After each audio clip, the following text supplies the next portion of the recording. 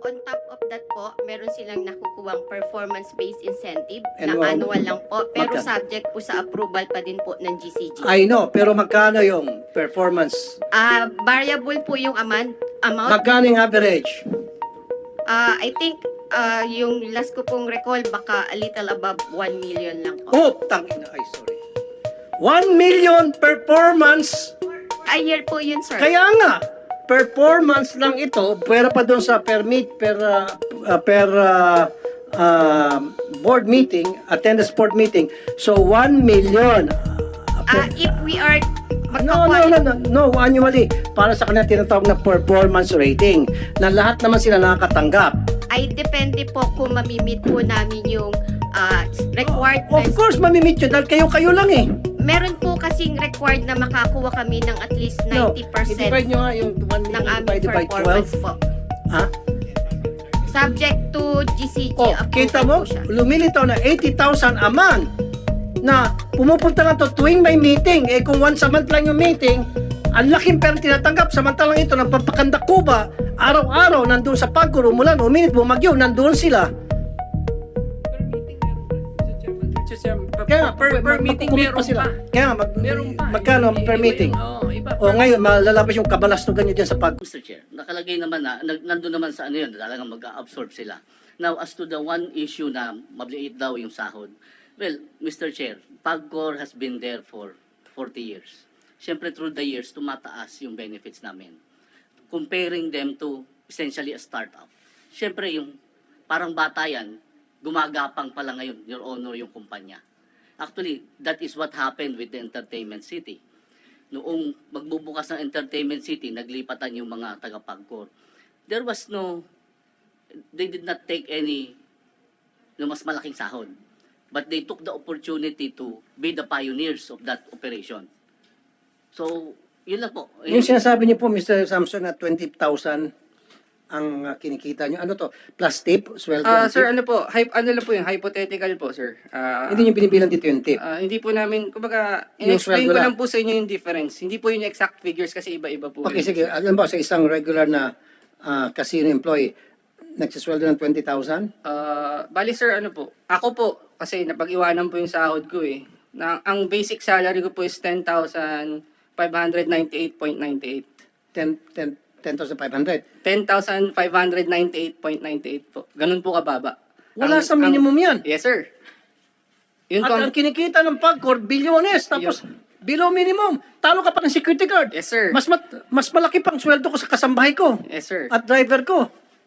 Mr. Chair. Ba't ganun? 10,500. Mr. Chair, that is the basic salary. But, as I said, through the years, may mga benefits na binibigay ang Pagcor. Ano po yung mga benefits, sir? Magkano ho ang apps niya? Nadodoble ho yan eh. Because merong nanggagaling sa Provident Fund. Merong healthcare. Merong Ito yung concern ko po sa take-home pay. yung take-home pay ko kasi, yun nga ho, doble Kahit pa yun. sabihin natin sa tagtari mo ng benefits, health benefits and all, pero pag uwi niya ng bahay niya, 10,500 ang tatanggap niya sa isang buwan, kulang po yun. Mr. Chair, Sa isang pamilya na dalawang anak. Mr. Chair, ang sabi ko nga ho, doble yun. Because of that release dun sa Provident Magkano Fund. po magkano take-home pay niyo po?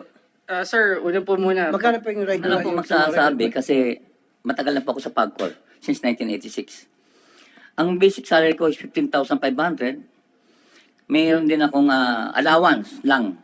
Kasi hindi mo naman pwede makompute yung allowance sa retirement pay. Sandali po, sir, Ang 15,500 lang sweldo niya at ilang taon na kayo sa Pagcor? 37 years. Sa 37 years, hanggang ngayon, 15,700 lang sweldo niya. Wala pa sa minimum. Again, Mr. Chair, that is the basic. Regardless, sir. No. Basic is basic. Sige, naintindihan ko ang basic. Pero dapat, ang basic pay niya, dahil 37 years na siya sa Pagcor, hindi na dapat 15,700. Your Honor, that was the way it was structured by previous administrations na... Well, then, sa baguhin Provident- natin tong structure ninyo. Yes, Mr. Chair, but we are, because there is the GCG law since 2010, hindi ho namin mabago. We are just now applying for the CPCS. Pag nabago ho po yung CPCS, doon po lataas yung basic. But we have to go through that process, Mr. Chair. Yung mga matataas, no, pitsa sa PAGCOR, nagsiyaman na naging bilyonaryo na, alam niyo naman yan eh. Samantala itong mga empleyado, yung napapakanda ko ba, meron kayong mga empleyado, mga boss niyo dyan, pag lumabas sa kalye, 10 caravan na bodyguards. Bakit magbabodyguard pag karami-rami? Takot ba siya na, dahil kumikita ng limpak-limpak sa lapi, samantala yung mga tao niya, bare-bare kinikita. Ang naging problema namin since 2010, Your Honor, yung pong CPCS. No, sir. Well, we have to revisit that CPS law kung batas ba yan para magkaroon ng adjustment at ito mga employees nyo sa PAGCOR na pagkatagal-tagal, 37 years, 15,000 pa lang, Senator Coco. I'd like to acknowledge the presence of Senator Coco Pimentel. 15,700 you said? 15,500 po. 15,500, Senator Coco. 37 years. 37 years. Yung kanyang basic pay. Hindi makatarungan yan. Sabi mo, meron batas. Well, I'd like to see that law and revisit that and change that. Amend that. Para pumantay sa industry standard yung kanilang sweldo. Yes, sir. Mr. Tungkol Alfred. po sa sinasabi niyang CPCS na ginagawa sa ngayon, since naglalabas si President Rodrigo Duterte ng Executive Order 150 ng 2021, October. Pero ang nagtatanong po ako sa GCG, bakit hanggang ngayon hindi pa napapatupad sa amin ng CPCS? Samantalang kami na lang ata ang GOCC na hindi nabibigyan ng ATI o ng CPCS authority to implement. Ang sabi po sa akin ng taga GCG, dinidribble daw po ng PAGCOR para hindi matuloy ang CPCS. Ayan, bakit niyo dinidribble, Mr. Chair, Salvosa? hindi ho totoo dinidribble namin. Actually, minamadali ho yan. Kung minamadali, sana wala na sila dito ngayon. Hindi sila magreklamo. Actually ho, hindi ko alam kung sino nagsabi sa kanyang dinidribble ng PAGCOR. Sino nagsabi sa inyo na dinidribble ng PAGCOR? Ang head executive assistant po ni dating chairman ng GCG, ni Commissioner Quiros, Justice Quiros. Ang nagsabi po sa akin, si Attorney Remos Reyes, na kung nagpapasa po sila, pero kulang. Anin mo yung kulang kung hindi naman ma-aproban. So ang tingin po ni Attorney Remos, dinidribble. Kasi kung kinukumpleto nila ang pagpasa ng mga papel, automatic ma-aproban po.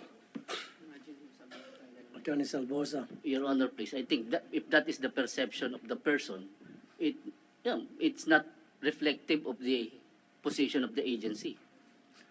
Sir, yung sinasabi mo, it's that the perception, para sa akin, hindi mahalaga yon. Mahalaga rito na meron silang mga sinasabi, supported by facts, na 37 years na sila, 15,500 pa lamang ang kanyang basic. Ikaw, Mr. Samson, ilang taong ka na?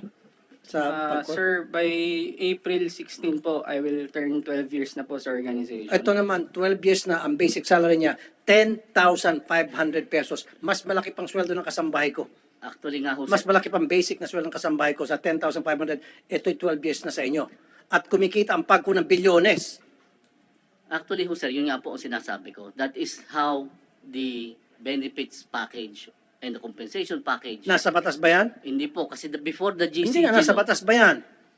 So, sa PAGCOR lang na ano yan? noon po kasi ang No, before, ang tanong ko, wala sa batas. Your Honor. So, kayo lang gumawa-gawa. Your Honor, No, yes or no lang. Kayo nasa lang batas po, Your Honor. Anong klase, anong Doon batas? po sa charter ng PAGCOR may nakalagay pong provision that personnel policies of PAGCOR shall be governed by the board. Governed by the board. So, kung ganon, governed by the board, kayo dyan sa board, sabihin nyo kung magkano yung dapat maging basic nila, that should be up to the market standard. Industry standard. Wala sa industry standard to. 37 years, 15,500 pa lang yung kanyang basic. 12 years, 10,500 yung kanyang basic. Kayo lang pala dyan sa board ang gumagawa ng patakaran. Your So Honor, baguhin yung patakaran. Sino ba yung mga nasa board? Ah. Magkano ba sweldo ng board? Ikaw, member ka ng board. hindi po. Magkano sweldo ng board? Isang member, magbigay ka ng example. Wala akong sweldo, allowance lang po. Magkano allowance per meeting? Kasi alam ko, per board meeting, magkano? Hindi ko po alam yun. No, imposible. Miss Sharon Quintanilla, magkano? Huwag ka magsinungaling dito. Tumas ka kayo, tumayo kayo, magkano kayo? Ipaot niya ito. Tumataga pag-comsec. Mag-out mga to. Sir, kukunin ko lang po yung specific. Na mag-out ka muna. Comsec. Ipapatayuin mga to pagkatagpag-call, mag-out taking. Can you please all stand up from people from PAGCOR? Can you raise your right hand? Pati witness, of course. Do you swear to tell the whole truth and nothing but the truth in this committee hearing? Thank you. Okay, Mr. Sharon Quintanilla, yung sweldo ng board sigun sa pag merong board meeting. Tama? Meron pong allowed na amount lang po per meeting po nilang Kaya nga, magkano yung kanilang allowed per meeting? balikan ko lang po kayo, kukunin ko lang po yung exact amount. Ilang minuto? Saglit lang po, sir. May message lang. So ibig sabihin, tuwing board meeting na meron silang sweldo. Pag walang board meeting, wala silang sweldo. Yes, sir. On top of that, wala po silang ibang nakukuha. Magkano- Pero on top of that po, meron silang nakukuhang performance-based incentive And na annual lang po. Pero magkano? subject po sa approval pa din po ng GCG. I know, pero magkano yung performance? Variable po yung amount. Magkano yung average? I think yung last ko pong recall, baka a little above 1 million lang po. Oh, tangina. Ay, sorry. 1 million performance. A year po yun, sir. Kaya nga, performance lang ito, pwera pa doon sa per board meeting, attendance board meeting. So, 1 million. If we are No, annually. Para sa kanila tinatawag na performance rating, na lahat naman sila nakakatanggap. ay depende po kung mamimit po namin yung required na. Of course, mamimit yun dahil kayo lang eh. Meron po kasing required na makakuha kami ng at least 90% No, i-divide nyo nga yung 1 million ng aming divided by performance 12. po. Ha? Subject to GCG Oh, approval kita mo, po siya. lumilitaw na 80,000 a month na pumupunta lang to tuwing may meeting. Eh kung once a month lang yung meeting, ang laking pera tinatanggap. Samantalang ito, nagpapakandak Cuba, araw-araw, nandun sa Pagcor, umulan, uminit, bumagyo, nandun sila. Per meeting meron pa rin. Mr. Chairman, Kaya nga, per meeting magkukumit meron sila. pa. Kaya nga, Meron pa. magkano per Iba meeting? Iba. O ngayon, malalabas yung kabalastugan nyo dyan sa Pagcor. Hindi, meron yun. Alam ko malaking per meeting eh. By the thousands yan eh. Samantalang ito sila ang dahilan kung bakit kayo nakakatanggap ng mga per meeting na yan na kung magkano libo at yung performance rating na by the millions because of them. Without them, wala yun. Kayo. Diba? Oh, ngayon, tell me, magkano? Sige, so performance rating, sabi nyo, is 1 million. Yung sabi mo, depende pa. No, bullshit. Ay, sorry. Hindi ako maniniwala. Kayo dyan, pwede kayo maglutuan. Kayo sabihin, ikaw, 1 million performance rating, ikaw, 1.5. Ikaw, kunya, 500, pare naman, pat 500. 1 million na rin ako. O sige, 1 million ka na rin. Kayo lang dyan eh. Pag nagme-meeting kayo, hindi naman in public, unless you make it in public. Sige. I-open ko yung wanted sa radyo ko ng programa. Mag-board meeting kayo. Nainig ng buong Pilipinas. Para malaman natin na wala kayong lokohan. Or at least, gawin yung public. Sige. Hindi naman national security yan, di ba? O, kailangan dapat open to the public yung inyong board meeting. Para malaman namin kung ano yung mga pinag-usapan nyo dyan. O magkano po, Ma'am Quintanilla? Magkano ang... So okay na tayo doon, average daw, Senator Coco, 1 million annual performance rating ng isang board member. Ngayon, 1 million. Bukod sa 1 million, meron pa yung per attendance ng board meeting. How much? Huwag ka magsinungaling, taking ka, mahirap makulong sa baba. You are the VP of Finance. Dapat alam mo na ito noon pa. Grabe ka naman, ma'am.